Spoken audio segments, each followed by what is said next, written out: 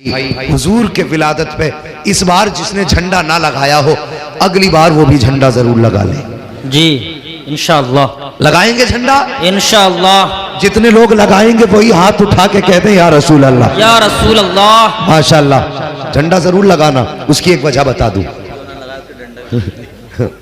वो इंशाअल्लाह ये ऑपरेशन आप अच्छा करेंगे।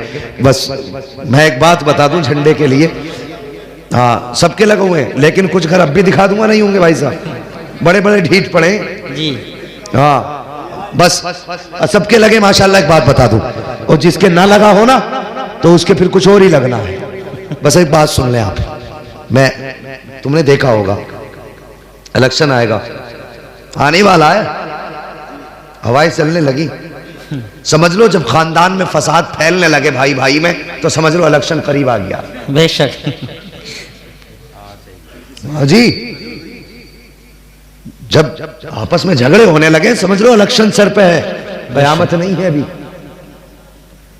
तो होता क्या है, यहां लग गया साइकिल का झंडा तो लोग कहते हैं समाजवादी वाला है, इधर लग गया पंजे का झंडा लोग कहते हैं कांग्रेस वाला है, उधर लग गया फूल का झंडा लोग कहते हैं बीजेपी वाला है।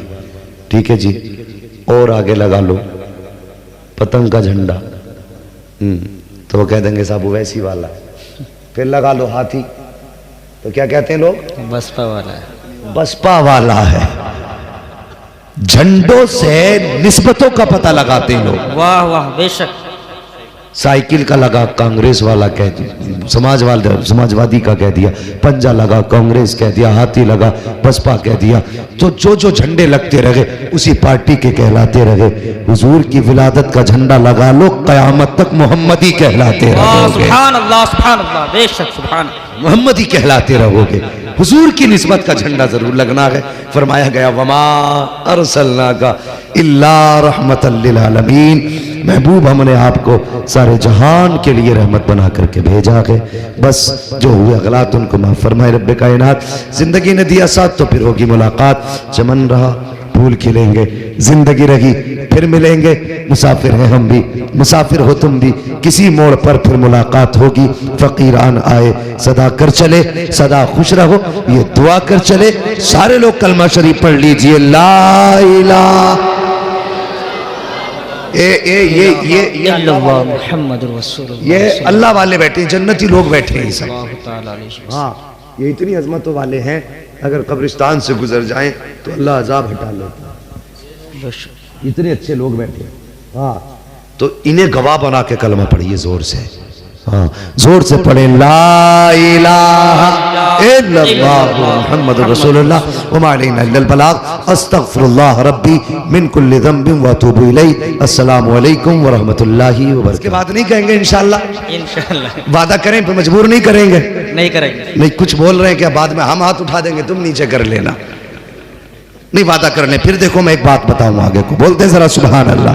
सुभान अल्लाह। ये मजबूर नहीं कीजिएगा, हुजूर जलवागर हुए हजरत आमीना की गोद में, नहीं जी बस अल्लाह सलामत रखे आप बुजुर्गों को, मोहब्बत है आपकी सलामत रहे। हुजूर हजरत आमीना की गोद में जलवागर हुए।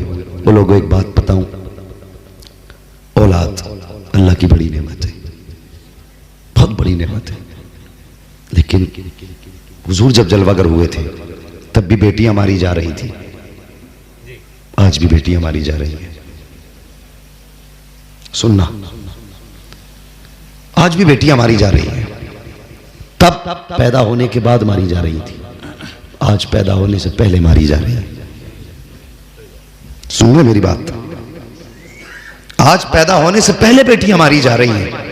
और सुनिए, वहां सितम करने वाला बाप था, आज बाप मेहनत से पाल के देता बेटी, तो कभी बेटी जहेज के नाम पे मार दी जाती है, कभी कैश के नाम पे जला दी जाती है। क्या ये सितम रुका है? ये बीच में खत्म हुआ था, फिर हमने इसे बढ़ावा दे दिया। और कुछ इतने जालिम है डॉक्टर, अल्लाह इन्हें हिदायत नसीब करे, ये दुनिया के कुत्ते हो गए, पैसे के लालच में जिंदगियां तबाह कर रहे हैं।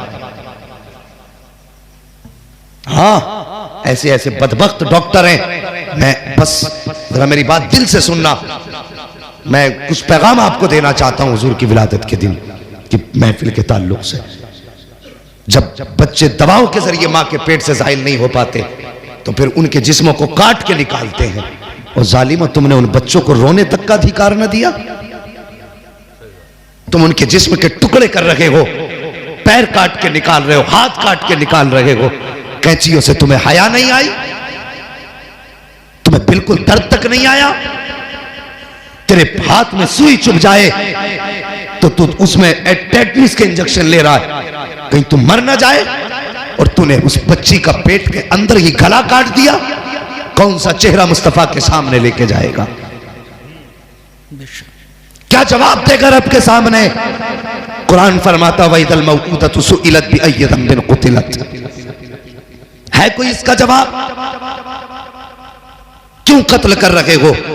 इसलिए कि ये बेटियां बोझ बनेंगी।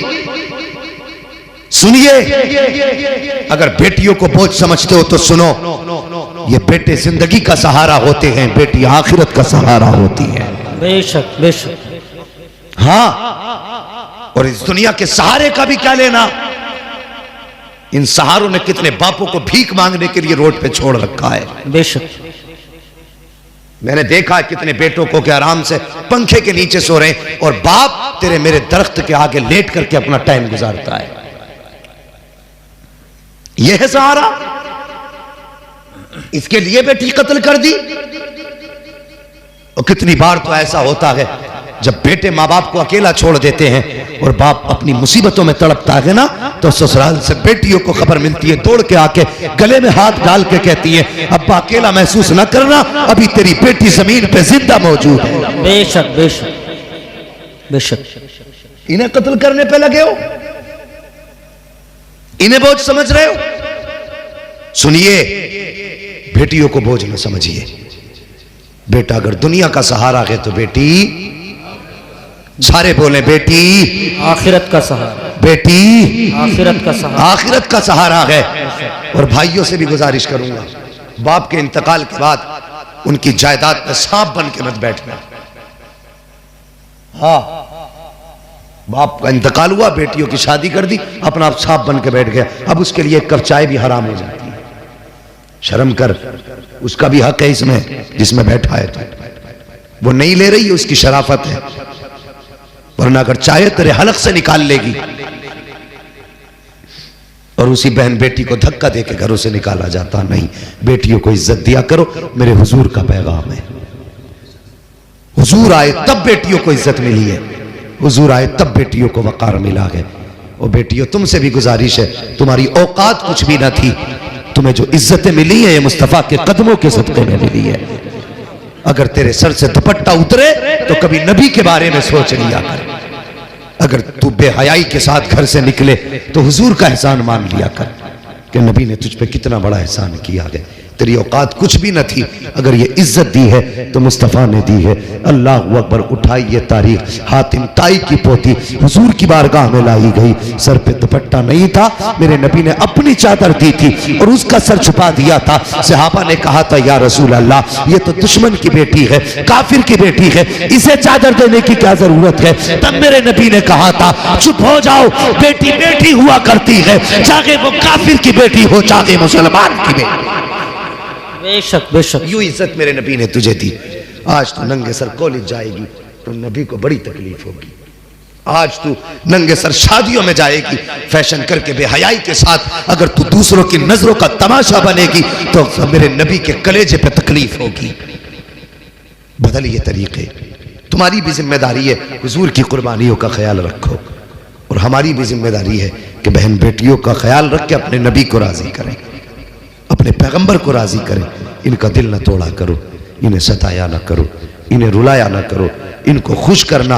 यकीन जानिए जब बेटियां मुस्कुराती हैं तो मदीने वाले मुस्तफ़ा मुस्कुराने लग जाते हैं। हाँ, इन्हें बोझ ना समझो। कितने लोगों ने हजरत इसलिए औरतों को तलाक दे दी कि उनके जिस्म से कोई बेटा ही पैदा ना हुआ। खुशी मना, वरना अगर हो जाता पैदा जूता मारता तेरी सर पे। हाँ, नाजों के पले हमने बहुत बिगड़े देखे, नाजों के पले अक्सर जूते उठाते हैं, मगर बेटियों को आजमाना। इकलौती भी होगी ना, कितने भी लाड़ की पली होगी, और तू अगर मजदूरी करता है, तेरे कोई खास कमाई नहीं है, ईद के दिन बेटी को भी बैठाना और बेटे को भी बैठाना, पहले बेटे से कहना बता ईद पे क्या खरीदेगा, तो वो बताएगा जैसे कारी साहब के कपड़े बच्चे ने कपड़े खरीदे ऐसे मुझे चाहिए, जैसे मुफ्ती साहब के बेटे के कपड़े ऐसे मुझे चाहिए। और बेटी से कहना बेटी बता तू क्या लेगी, और अगर तू गरीब है ना, तेरे एक जुमले में बेटी तेरी पूरी जिंदगी पर डालेगी, कहेगी अब्बा अभी 3 महीने पहले कपड़े सिलाए थे, परहेज करके उन्हीं को पहन लूंगी, उन्हीं में मेरी ईद हो जाएगी। बेशक बेशक जी बेशक। बेटियां कभी बाप पे बोझ नहीं होती हैं, कभी बोझ नहीं होती। तुझसे किसने कह दिया ये बोझ होती है?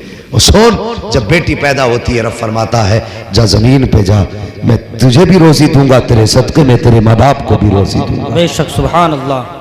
नारे तकबीर, अल्लाह, नारे रिसालत। खड़े हो जाइए, जरा खड़े हो जाइए, हजरत खड़े हो जाइए। फैजाने सलामी जिंदाबाद। उलमाए अहले सुन्नत मौलाना तौसीफ रजा संबली साहब किबला। नारे तकबीर, नारे रिसालत।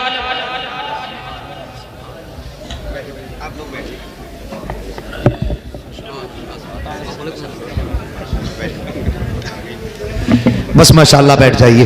अब अपने माथे की निगाहों से देख रहे हैं हजरत अल्लामा मौलाना मुफ्ती तौसीफ रजा साहिब किबला संबली दामाज़िल्लाहुल आली तशरीफ फरमा होते हैं, हो चुके हैं माशाअल्लाह। अब मेरे बाद आपको हजरत ही का खिताब सुनना है, ठीक है जी? तो मेरी बात ये गांठ बांध लें, बेटियों की इज्जत करनी है, अपनों का अदब करना है।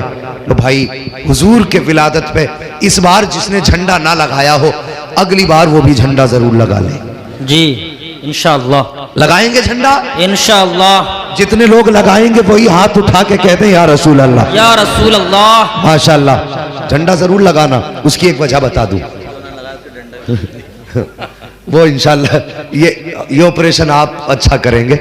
बस मैं एक बात बता दूं झंडे के लिए, हाँ सबके लगे हुए हैं, लेकिन कुछ घर अब भी दिखा दूंगा, नहीं होंगे भाई साहब, बड़े बड़े ढीठ पड़े जी। हाँ बस सबके लगे माशाअल्लाह। एक बात बता दूं, और जिसके ना लगा हो ना तो उसके फिर कुछ और ही लगना है। बस एक बात सुन लें आप, मैं तुमने देखा होगा इलेक्शन आएगा, आने वाला है, हवाएं चलने लगी, समझ लो जब खानदान में फसाद फैलने लगे भाई भाई में, तो समझ लो इलेक्शन करीब आ गया। बेशक हाँ जी, जब आपस में झगड़े होने लगे समझ लो इलेक्शन सर पे है, कयामत नहीं है अभी। तो होता क्या है, यहां लग गया साइकिल का झंडा, तो लोग कहते हैं समाजवादी वाला है। इधर लग गया पंजे का झंडा, लोग कहते हैं कांग्रेस वाला है। उधर लग गया फूल का झंडा, लोग कहते हैं बीजेपी वाला है। ठीक है जी, और आगे लगा लो पतंग का झंडा, तो वो कह देंगे साहब वैसी वाला है। फिर लगा लो हाथी, तो क्या कहते हैं लोग, बसपा वाला है, बसपा वाला है। झंडों से निस्बतों का पता लगाते हैं लोग। वाह वाह बेशक। साइकिल का लगा कांग्रेस वाला कह दिया, समाजवादी का कह दिया, पंजा लगा कांग्रेस कह दिया, हाथी लगा बसपा कह दिया। तो जो झंडे लगते रहे उसी पार्टी के कहलाते रहे। हुजूर की विलादत का झंडा लगा लो, कयामत तक मोहम्मदी कहलाते रहोगे। सुभान अल्लाह, सुभान अल्लाह, बेशक सुभान मोहम्मदी कहलाते रहोगे। हुजूर की निस्बत का झंडा जरूर लगना है। फरमाया गया वमा अरसलनाका इल्ला रहमतल लिल आलमीन, महबूब हमने आपको सारे जहान के लिए रहमत बना करके भेजा है। बस जो हुए गलत उनको माफ फरमाए रब्बे कायनात। जिंदगी ने दिया साथ तो फिर होगी मुलाकात, चमन रहा फूल खिलेंगे, जिंदगी रही फिर मिलेंगे। मुसाफिर हैं हम भी, मुसाफिर हो तुम भी, किसी मोड़ पर फिर मुलाकात होगी। फकीरान आए सदा कर चले, सदा खुश रहो ये दुआ कर चले। सारे लोग कलमा शरीफ पढ़ लीजिए, ला इलाहा ये अल्लाह मुहम्मदुर रसूलुल्लाह। ये अल्लाह वाले बैठे हैं, जन्नती लोग बैठे हैं सब। हाँ ये इतनी अजमतों वाले हैं, अगर कब्रिस्तान से गुजर जाएं तो अल्लाह अजाब हटा लेता है। इतने अच्छे लोग बैठे हैं। हाँ तो इन्हें गवाह बना के कलमा पढ़िए जोर से, हाँ जोर से पढ़े।